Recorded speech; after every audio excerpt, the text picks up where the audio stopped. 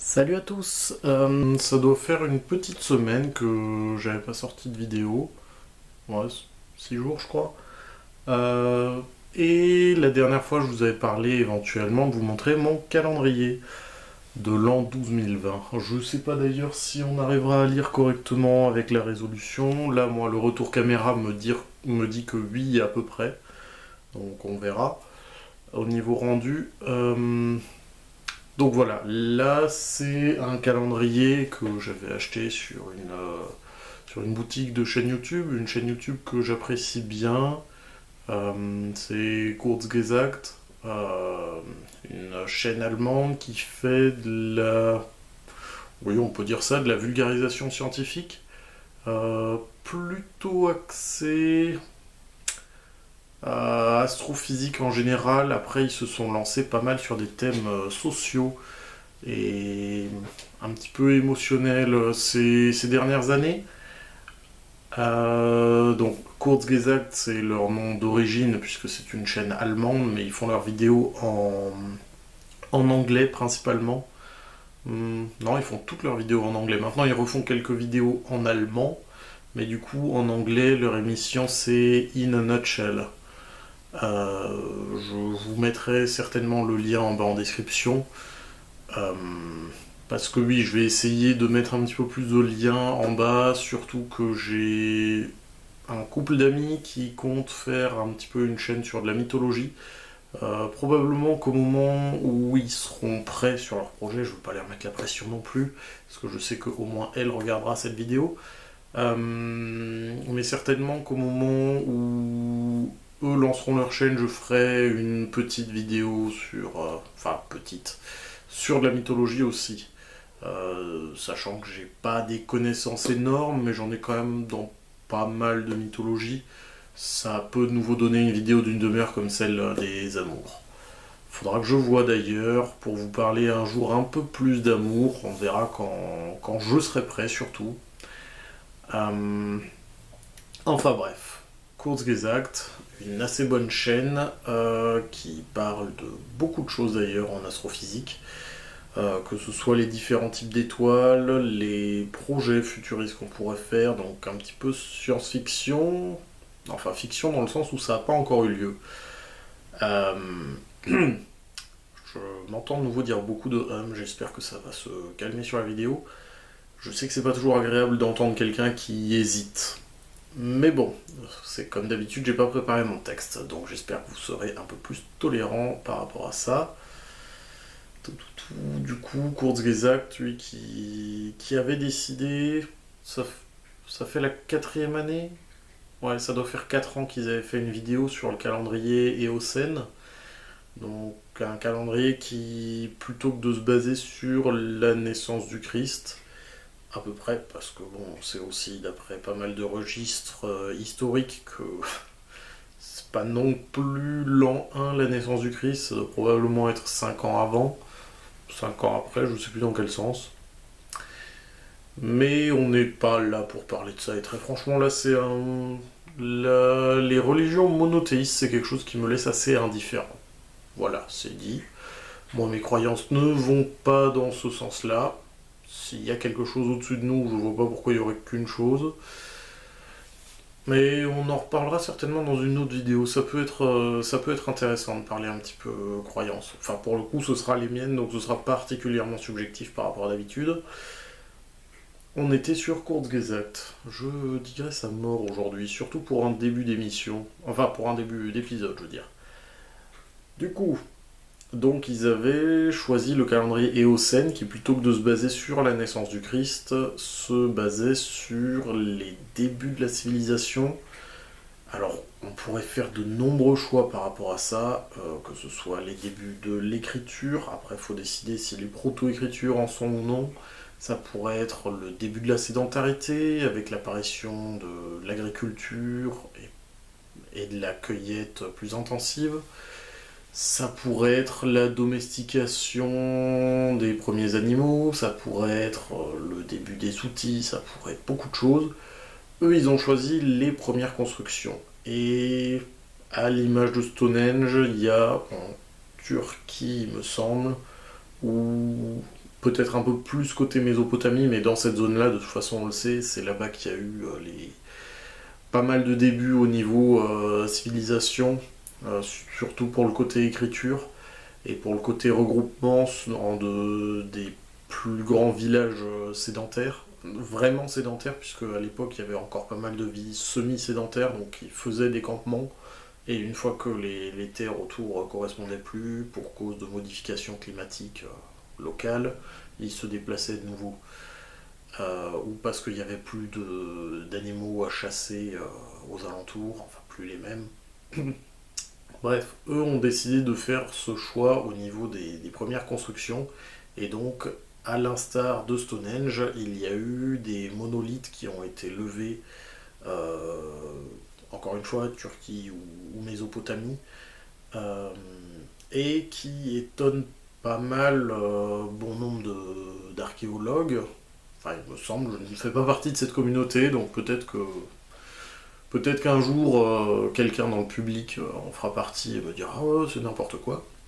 Tel que moi je l'ai compris dans ce qui a été expliqué par la chaîne Kurzgesagt, donc c'est vrai qu'il y a plusieurs intermédiaires, donc il se peut que l'information soit déjà bien erronée, j'espère que non. Mais il y a eu là-bas des constructions un peu comme un ancien temple. Il est possible que ça ait été le cas d'ailleurs, mais dans ce cas-là, on est sur quelque chose d'assez. Je retrouve plus le terme. C'est pas juste païen. Enfin, en croyance en les forces de la nature, véritablement. C'est juste on leur donne un peu une forme, on commence à leur donner des noms, mais c'est toujours encore juste des forces de la nature. C'est pas des divinités au sens où nous, actuellement, nous le voyons. Euh, Du coup, il y a des rochers qui ont été levés là-bas et qui clairement ne pourraient pas être déplacés parce qu'on pensait être les populations de l'époque. C'est-à-dire encore des groupes d'individus qui faisaient quelques dizaines, parfois une, deux centaines d'individus. Et là, il y a des chantiers qui dépasseraient soit la capacité de transmission orale, puisqu'il n'y avait pas encore d'écriture, par rapport à des plans de ce qu'on veut faire. Que ça dure plus que la vie d'un être à l'époque, ce qui était carrément pas très long. Soit que les chantiers auraient duré plusieurs générations avec du coup aucune idée de ce qui était censé être fait, soit c'est plusieurs tribus qui ont uni leurs capacités pour un projet commun. Dans un cas comme dans l'autre, que ce soit un projet qui se soit étendu sur plusieurs générations, d'une tribu en plus qui était probablement encore semi-sédentaire, donc qui s'est déplacée tout autour de ce lieu de chantier pour continuer d'avoir des moyens de subsister, en ayant encore des terres qui soient particulièrement fertiles, en ayant encore des animaux à chasser à proximité, tout ce genre de choses-là. Soit c'est plusieurs tribus qui se sont réunies pour faire un projet collectif. Dans un cas comme dans l'autre, moi je trouve ça très beau. Et toujours est-il, on estime que ces premières constructions de l'humanité sont à peu près 10 000 ans avant l'an zéro de notre calendrier classique. Du coup, en plus c'est pratique comme calendrier parce que ça change pratiquement rien. On continue d'utiliser les mêmes mois et on ne change finalement l'année qu'en rajoutant un 1 devant. Donc j'espère vraiment que ce sera net, mais là en fait c'est le calendrier de l'an 12020. Et cette vidéo, il l'avait donc publiée il y a à peu près 4 ans, donc ils avaient commencé à faire des calendriers là-dessus en 12018 ou 12017. J'avais déjà acheté celui de l'an dernier, que j'avais trouvé très joli, qui du coup faisait un petit peu le point sur notre passé, sur... alors si je dis l'érection de la civilisation, il y en a que ça va faire rire, mais je crois que ça reste applicable, donc l'apparition de la civilisation, la création, le fait que ça devienne plus marqué en fait. Donc on parle pas uniquement de cohésion entre membres d'une même tribu, mais de cohésion entre plusieurs tribus pour commencer à faire des villages, des villes fortifiées, de l'agriculture plus organisée qui va pouvoir durer sur le long terme. donc qui ne va pas stériliser les sols dans lesquels on est en train de pratiquer, parce que oui, même à l'époque, il était possible totalement de stériliser des plaines par agriculture, alors pas forcément intensive, mais avec des agricultures qui malheureusement pompaient trop de certains nutriments et qui n'en apportaient pas d'autres. Alors là, je digresse un petit peu dessus, mais il me semble que c'est surtout en Amérique du Nord qu'ils étaient connus pour ça, pour faire des cultures mélangées, où en fait on va mettre trois plantes ensemble, généralement une qui va permettre de retenir l'eau, pendant qu'une autre va réenrichir la terre, mais en ayant une grande consommation d'eau, et une dernière qui va consommer les nutriments et qui sera plus nourrissante pour l'homme derrière, ou ce genre de choses là, mais du coup ils s'assurent ainsi que bah, déjà ils ont une alimentation un peu plus variée, mais aussi que le sol reste intact et parfois même améliore sa qualité. Enfin voilà, du coup ils avaient fait de très belles images pour celui de l'an dernier, j'avais été content de mon achat, et du coup j'ai pas du tout hésité cette année pour m'en reprendre un, en fait c'est même mieux que ça, vu que je voulais aussi le faire partager un petit peu à mes proches. J'avais acheté deux autres bundles, donc où les petits produits en plus étaient pour moi. Du coup, je me retrouve avec trois calendriers. Donc, il y en a déjà un que j'ai laissé à ma compagne. Celui qui était prévu pour mon ex, bah, c'est plus d'actualité en fait. Donc, je vais certainement voir pour me le mettre au bureau. Et puis, il y en a un qui est là. Voilà, donc celui de cette année, puisque c'était ça le sujet de départ que je voulais placer, donc l'an 12020 était plus axé du coup sur le futur, puisque celui de l'an passé était basé sur le passé et les débuts de la civilisation. Là, il se basait sur ce qui va se passer après. Donc, je vais juste le reprendre en essayant de pas trop l'abîmer, parce que j'ai une vis qui est un peu plus grosse que le trou qui est dedans. Ouais. Faudra quand même que je trouve une meilleure méthode parce que dévisser à chaque fois c'est pas pratique. Du coup, voilà. J'ai toujours encore du mal à cadrer. Donc voilà, donc ici on voit bien, c'est pour l'an 12020. Ah oui, forcément, le calendrier est entièrement en anglais, puisqu'il s'agit d'une chaîne allemande, comme je vous le disais. Voilà. Kurzgesagt, in a nutshell, avec une superbe finition qui brille. C'est le genre de truc pour lequel je me suis aussi dit que l'un de mes exemplaires, je pouvais le laisser à ma compagne. Ouais, au moment où j'ai passé la commande, je crois que c'était pas encore prévu. Je sais plus du tout. Mais bon, la finition glossy, voilà, c'était totalement adapté pour elle.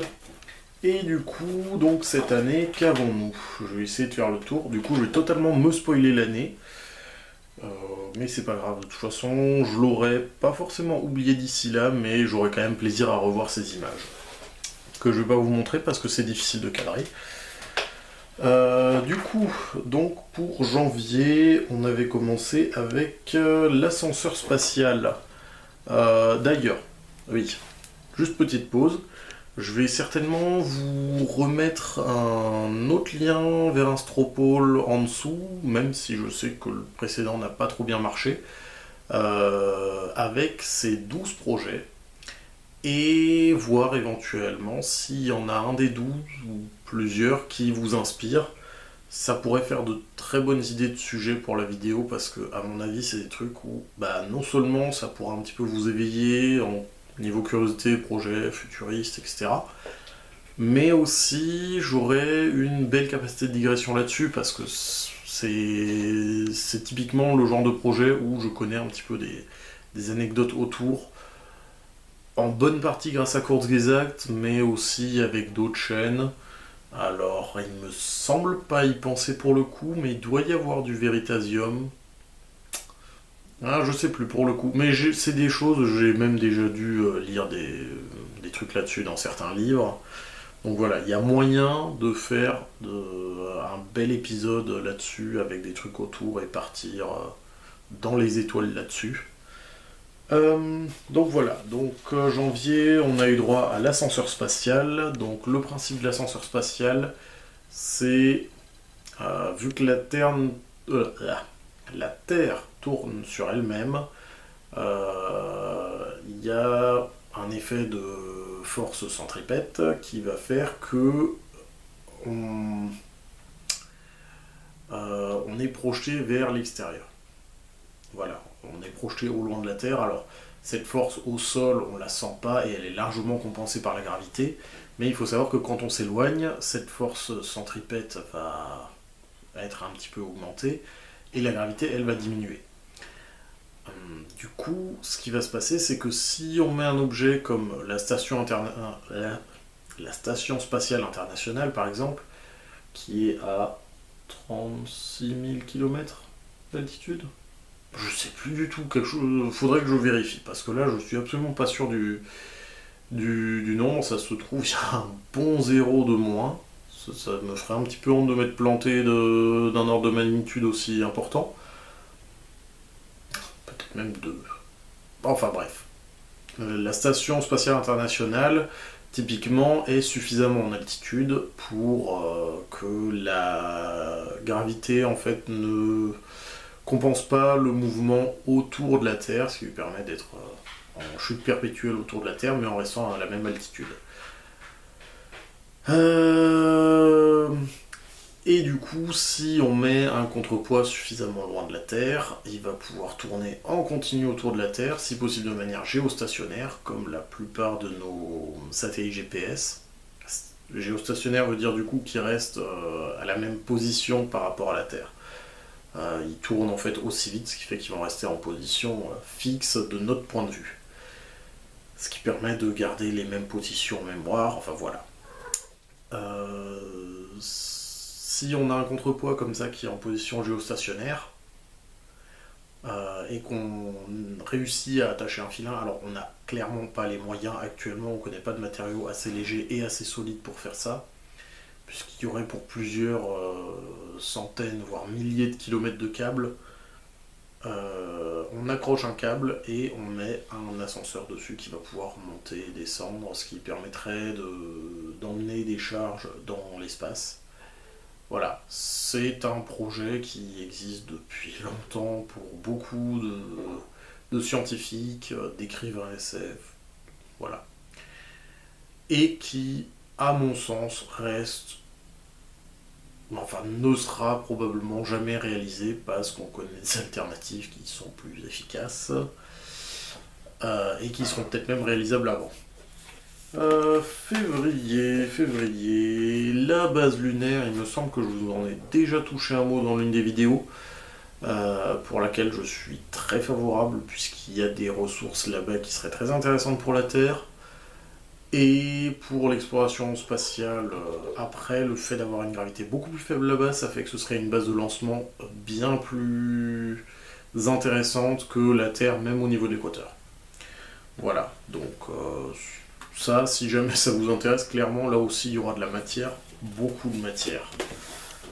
En mars actuellement, le Skyhook, le crochet spatial, je suis pas sûr que ce soit une traduction vraiment cool au niveau sonorité, mais le crochet spatial, c'est une alternative à l'ascenseur spatial. C'est au lieu de soulever un ascenseur du sol, on va dire, on met une navette spatiale qui va du coup consommer un petit peu de carburant pour monter en altitude. Et là, on a en fait le contrepoids dont je vous parlais avant, qui est en position géostationnaire, qui va avoir un long filin de part et d'autre, et qui va tourner. Au lieu d'être juste, il pendouille et il est raccroché au sol et les trucs peuvent monter le long, il a juste un crochet au bout. Et ce crochet, en fait, va permettre d'accrocher la navette et de la faire tourner pour lui transmettre un moment cinétique, ça vous parlera pas forcément, mais de l'énergie de par sa rotation. En fait, il va la transmettre à la navette, ce qui va faire que la navette est catapultée. Désolé pour le bruit, l'une de mes chattes qui a décidé de sauter dans un sachet. Du coup, donc la navette est catapultée, va bien plus vite, peut sortir de l'attraction terrestre à des coups qui sont divisés par, je sais pas. Ça va avoir des 20 minutes, j'espère que le saut à l'écran ne sera pas trop moche, ni au niveau du son. Donc voilà, le crochet spatial décélère légèrement en ayant catapulté la navette. Mais si on l'utilise aussi pour récupérer et ralentir les navettes quand elles reviennent de mission, et ben finalement on perdra pratiquement jamais de mouvement, ou alors on renvoie de temps à autre quelque chose avec du carburant pour faire tourner de nouveau un petit peu plus vite. On a quand même moyen de transformer de l'énergie à moindre coût pour pouvoir se libérer de la gravité, de l'attraction terrestre, pour partir plus vite et avec moins de consommation. Ce qui, vous en conviendrez, serait vraiment pratique. Surtout si on couple ça avec une base lunaire et que du coup on fait un grappin spatial, enfin un crochet spatial depuis la Lune. Mais ça, je suis même pas sûr que ça ait encore un intérêt. Depuis Mars, par contre, à la limite, une fois si un jour on est installé là-bas, et que l'humanité ne s'est pas consumée de l'intérieur d'ici là, ça pourrait être vraiment intéressant pour recevoir nos navettes sans avoir besoin de consommer du carburant pour ralentir à proximité de Mars, etc. Elle m'énerve. Je pense, vu le bruit, qu'une des chattes vient de renverser un de ses bols d'eau. Voilà, j'irai nettoyer ça après. Du coup, voilà, donc intéressant aussi comme projet. Et je vais commencer à me spoiler. Alors, en avril, nous aurons le minage de la ceinture d'astéroïdes. Donc là, vous en avez peut-être déjà entendu parler parce que c'est quelque chose qui est évoqué un peu plus souvent. Les astéroïdes contiennent souvent des métaux intéressants, en plus de contenir de l'eau. Des métaux qu'on a déjà récupérés en grande quantité sur la surface terrestre. Du coup, on commence à manquer de mines. Et quelques autres plus exotiques, il me semble aussi. Là, je ne saurais pas vous les citer de tête, ça ne me revient pas. Mais du coup, on aurait des mines intéressantes assez facilement dans la ceinture d'astéroïdes, puisque là-bas, on a des astéroïdes partout, comme le nom l'indique. Même si c'est pas extrêmement dense, on reste dans l'espace. Donc voilà, ça c'est quand on aura les moyens, un peu plus avec des navettes, d'aller au moins jusqu'à Mars, parce que faire ça depuis la Terre, ce serait des coûts de mission totalement aberrants pour des retours sur investissement clairement négatifs à mon avis. En mai, l'habitation sur Vénus, ça me rappelle rien. Ils ont dû faire une vidéo dessus, mais qui ne m'avait pas passionné. Parce que Vénus est une planète qui est quand même particulièrement chaude en surface, donc voilà, je vois pas trop l'intérêt. Ça représente à mon avis nettement plus de contraintes que sur Mars, et déjà sur Mars ça va être galère. Mais je lirai ça de plus près quand on arrivera au mois de mai. En juin, les profondeurs dans les océans. Ah non, subsurface océan. Oceans. Ok, donc les océans souterrains. Il y a certains corps spatiaux qui sont trop loin du Soleil pour que l'eau soit sous forme liquide à la surface. Mais dans la mesure où il y a quand même une activité au niveau de leur noyau, il y a de l'eau liquide, mais sous d'épaisses croûtes de glace. C'est le cas entre autres de Ganymède, lune de Jupiter. Et le fait qu'il y ait de l'eau liquide nous fait suspecter qu'il y ait de la vie, au moins à l'état de bactéries. Donc certainement quelques formes de vie monocellulaires, enfin certainement, non, clairement pas. Il est possible qu'il y ait des formes de vie monocellulaires qui soient là-bas, mais pour l'instant on n'a clairement pas de moyen de vérifier ça, parce que c'est des éléments tellement petits que finalement faut sonder sur place. Ce qui veut dire certainement forer la glace sur Ganymède, ce qui veut surtout dire s'être posé sur Ganymède. Et ça, c'est pas du tout d'actualité. Je sais pas si ça s'entend, mais Blake est carrément agitée, je sais pas ce qu'elle est encore allée faire, mais elle me retourne des trucs. Juillet, tourisme sur Titan, ça m'intéresse même pas comme titre. Parce que voilà, donc Titan, on est aussi sur une lune de... Non, Saturne pour le coup, pas Jupiter. Donc on est aussi sur des lunes extraterriennes, mais toujours encore dans notre système solaire. Alors je ne nie pas qu'il y a peut-être des décors plus intéressants qu'à d'autres endroits dans le système solaire, mais là on parle juste de tourisme, on parle pas de vraie avancée scientifique. Donc de mon point de vue, ça n'a pas d'intérêt. Mais après je le mettrai quand même dans le Stropole des fois que...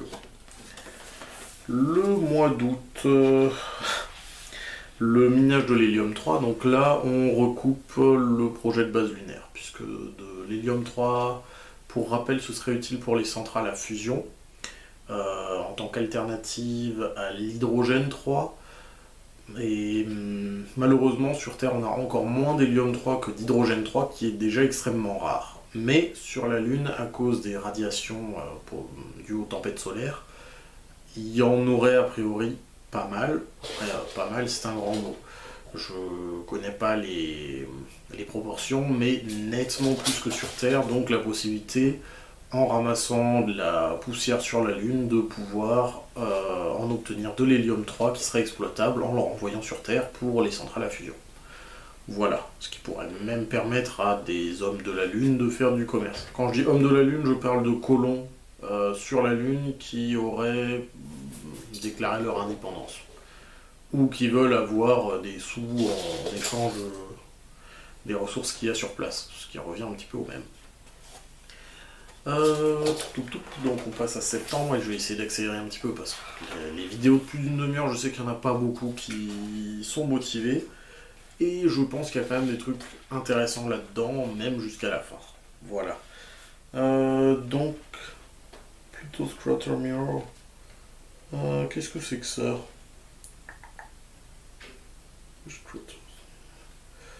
Alors, je ne le savais pas, mais visiblement, pour cause d'eau saline à l'état de glace, on s'entend, on est sur Pluton, donc très loin du Soleil. Mais les eaux salines, visiblement, feraient de très bonnes surfaces miroitantes qu'on pourrait utiliser éventuellement pour faire des surfaces pour faire des télescopes géants, donc pour voir encore mieux qu'avec Hubble, je suppose. Là aussi, ça me dit rien du tout. Je me demande si c'est des projets de vidéos qu'ils ont ou s'il y a vraiment des vidéos que j'ai ratées sur la chaîne. Après, il y en a que j'ai ratées, mais là, même le titre me dit rien. Et pourtant, quand je regarde pas une vidéo, je veux dire, je l'ai quand même eu dans mon fil d'actu, donc j'ai quand même vu le titre. Ensuite, à octobre, là on est sur un truc dont je vous ai déjà un petit peu touché un mot. C'est l'essence Dyson. Il me semble que je vous avais parlé des sphères de Dyson comme projet que j'avais eu en école d'ingé. L'essaim, c'est l'un des types de sphères, c'est le plus facile à mettre en place, c'est d'ailleurs celui que je vous avais décrit. Où, avec des petits miroirs qui vont nous permettre de reconcentrer l'énergie des radiations solaires, enfin l'énergie radiée par le soleil, on va pouvoir du coup faire des centrales solaires particulièrement efficaces et même en ayant très peu de satellites, en fait, on va créer suffisamment d'énergie pour créer les suivants. Croissance exponentielle, paradis capitaliste, tout ça. J'abuse, je politise pas mal sur ce coup-là, mais bon, voilà, une croissance exponentielle, c'est rarement une bonne idée, mais ça nous permet quand même d'atteindre très rapidement les nouvelles quantités d'énergie qu'il nous faudrait. Faut juste savoir quand s'arrêter et pas dire ah ben c'est bon, on a des surplus d'énergie, bah autant les consommer, on va créer de nouveaux besoins. Parce que c'est aussi comme ça que fonctionne le capitalisme. On commence à avoir trop de ressources, créons des besoins qui correspondent avec nos productions. Sauf qu'après, les besoins ils continuent de s'accroître et les ressources derrière, elles le suivent pas. Euh, Generation Ships.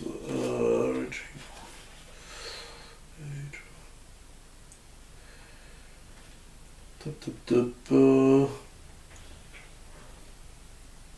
Du coup, là, donc pour novembre, on est sur des vaisseaux qui feraient, donc des vaisseaux spatiaux qui feraient des voyages qui dureraient plus qu'une vie humaine, donc où il faudrait mettre de l'ADN embarqué. Alors, c'est une façon, on pourrait aussi juste appliquer la reproduction naturelle.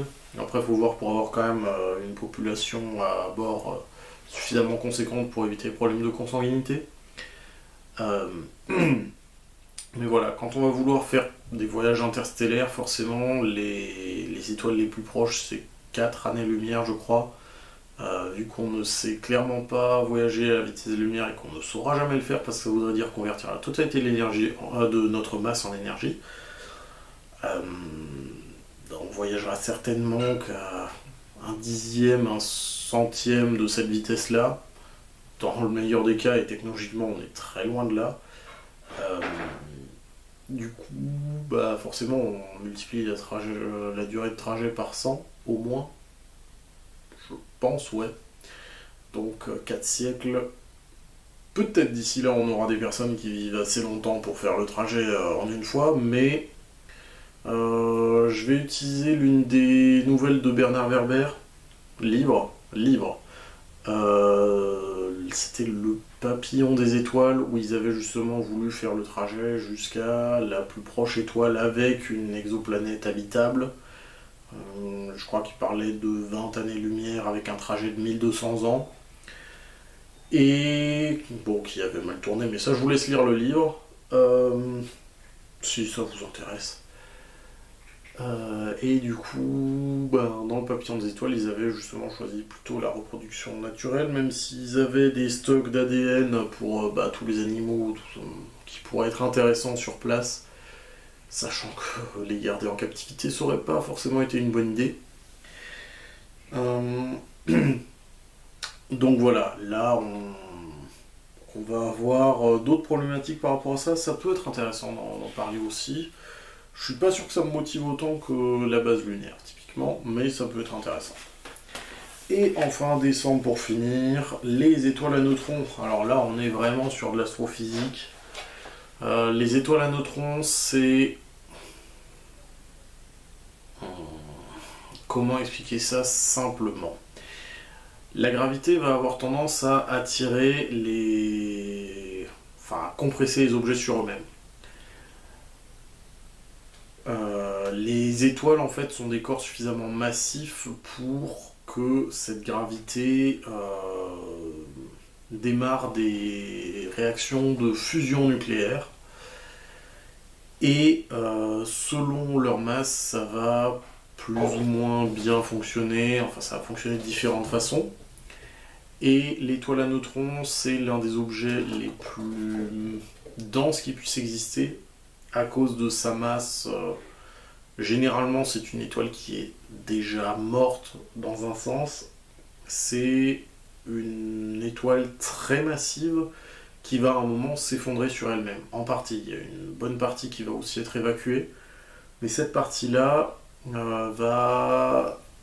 ça va principalement être du fer, et le fer c'est un atome qui est particulièrement stable d'un point de vue nucléaire, donc qui ne va plus produire d'énergie pour contrer la gravité. Et du coup, ça va se compresser, à un tel point que même les atomes vont se dissoudre et se compacter encore plus. Et si on compacte ça encore plus, on va avoir un trou noir.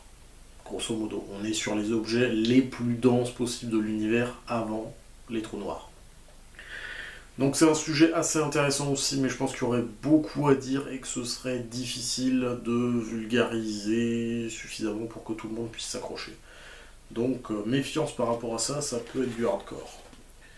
Et bah sur ce, j'ai fait le tour de l'année, donc je vais vous dire à une prochaine fois, que je vais accrocher ça juste après.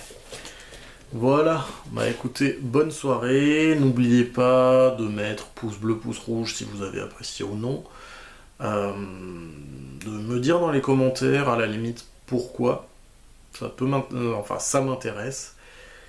Et si jamais vous avez une idée de sujet, autre que parmi ces 12 là, ou ceux que j'avais mis dans le stropole précédent, n'hésitez pas à m'en faire part. Là aussi, je cherche encore des sujets qui peuvent vous intéresser, pas que moi. Et si vous aimez bien la chaîne et que vous voulez me faire plaisir, n'hésitez pas à partager ça avec des personnes que ça pourrait tenter aussi. Voilà, à une prochaine fois.